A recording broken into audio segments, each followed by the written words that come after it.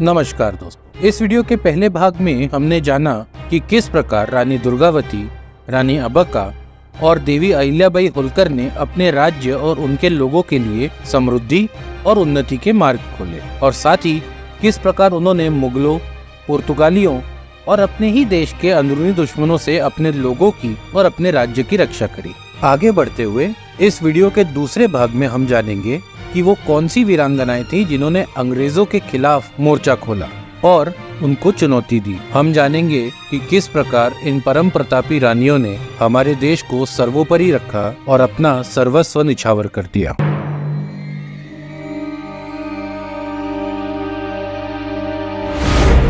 चलिए अब भारतीय इतिहास के एक साहसी और प्रतिष्ठित व्यक्तित्व की बात करते हैं जिन्होंने ब्रिटिशर्स के खिलाफ संघर्ष में एक अमिट छाप छोड़ी। आइए बात करते हैं रानी चेन्नम्मा की। 1778 में रानी चेन्नम्मा का जन्म कर्नाटक के बेलगावी जिले में स्थित काकती नामक छोटे से गांव में हुआ था। उनकी शादी बहुत ही कम उम्र में कित्तूर के राजा मल्ल सर्जा से हुई। उनके प्रारंभिक वर्ष सैन्य रणनीति, शासन कला और कूटनीति सहित विभिन्न विषयों की शिक्षा से भरे हुए थे। इससे उन्हें बाद में सामने आने वाली चुनौतियों के लिए आधार मिला। रानी चेन्नम्मा अपने प्रशासनिक कुशलता के लिए प्रसिद्ध थी। उन्होंने एक मजबूत और निष्पक्ष शासन किया, जिससे यह सुनिश्चित हुआ कि उनकी प्रजा समृद्धि और स्थिरता के दौर का आनंद ले सके।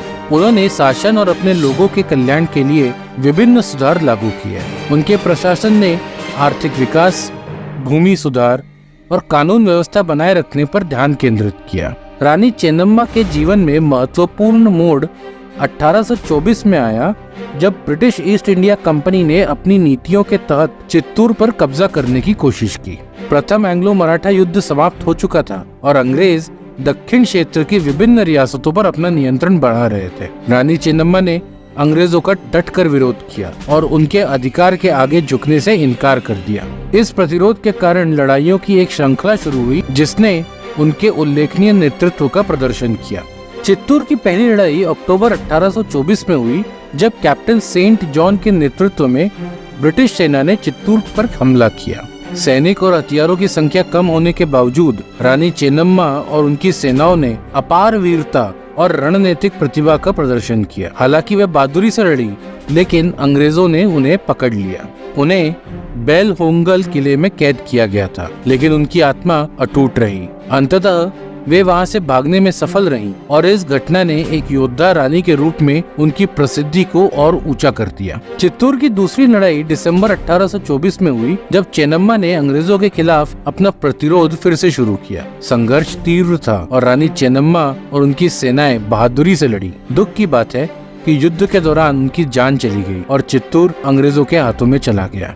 रानी चेन्नम्मा का साहस आज भी प्रेरणा का प्रतीक बना हुआ है। उनकी स्मृति को भारत में उत्पीड़न और अन्याय के खिलाफ प्रतिरोध की अटूट भावना के प्रमाण के रूप में सेलिब्रेट किया जाता है।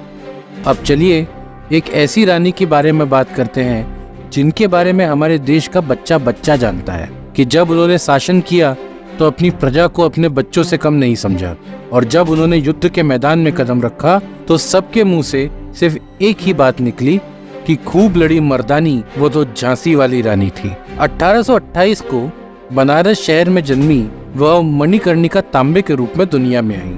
उनके घर का नाम मनु था। उनके पिता कोई साधारण व्यक्ति नहीं थे। उन्होंने कल्याण प्रांत की लड़ाई के दौरान एक कमांडर के रूप में और बिठूर जिले में पेशवा बाजीराव द्वितीय के लिए काम किया था।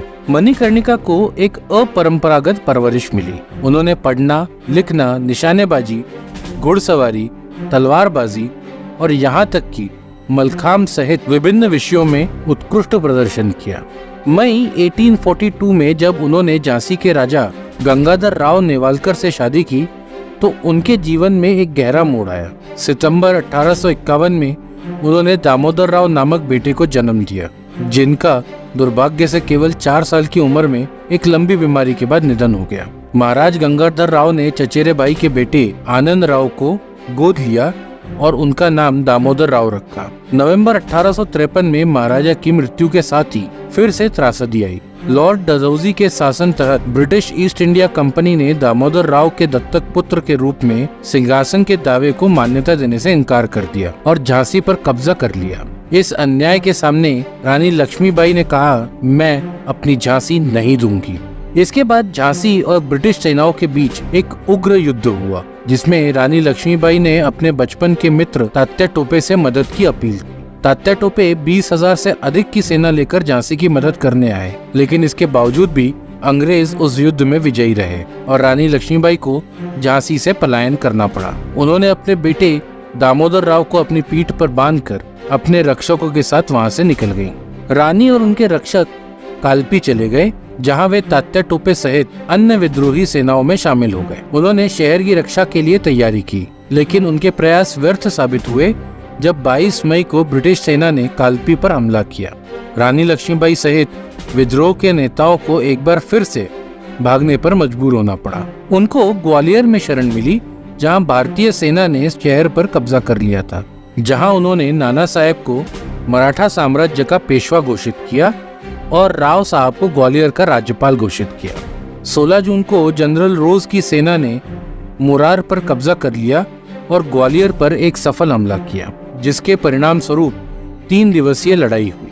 17 जून को कोटा की सराय में ग्वालियर के फूलबाग के पास कैप्टन हेनेस के नेतृत्व में ब्रिटिश फौज ने रानी लक्ष्मीबाई की कमान वाली एक बड़ी भारतीय सेना का सामना किया।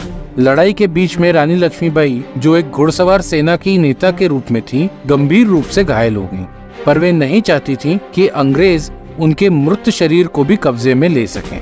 इसलिए उन्होंने एक साधु को उनका दाह संस्कार करने का निर्देश दिया। रानी लक्ष्मीबाई का जीवन और उनकी मृत्यु अंग्रेजों के शासन के खिलाफ एक प्रेरणा बनी, एक प्रेरणा जो हमें बताती है कि एक गुलाम जीवन से अच्छी एक आजाद मृत्यु है। ये सभी वीरांगनाएं, चाहे वे रानी दुर्गावती हो, रानी चेन्नम्मा हो, रानी अब्बाका हो, देवी अहिल्याबाई होलकर हो या रानी लक्ष्मीबाई हो, महिला सशक्तिकरण का असली उदाहरण है, जहाँ इन्होंने सिर्फ अपने ही नहीं बल्कि अपनी प्रजा और अपने देश के लिए अपना सर्वस्व निछावर कर दिया। ऐसी परम प्रतापी रानियों को हम नमन करते हैं। अगर आपको ये वीडियो पसंद आई हो तो इसे लाइक और चैनल को सब्सक्राइब करें। धन्यवाद।